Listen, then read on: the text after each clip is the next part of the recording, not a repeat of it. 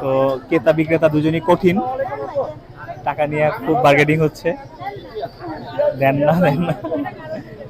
500 টাকার জন্য বিড়াল আটকে আছে এখন। তো দেখতে পাচ্ছেন 500 টাকা, মাত্র 500 টাকা, 500 টাকার জন্য ক্রেতা ছাড়তেছে না, যে দেন না দেন না চলতেছে। তো একদম বিক্রেতা 100 টাকা দিছে, মানে আর ক্রেতা বিক্রেতার মধ্যে একদম তুমুল দর কষাকষি চলতেছে। 100 টাকাটা আসলে যেভাবে চাইতেছে, টাকা ছাড়া আসলে বিড়াল ছাড়বে না এমন একটা অবস্থা।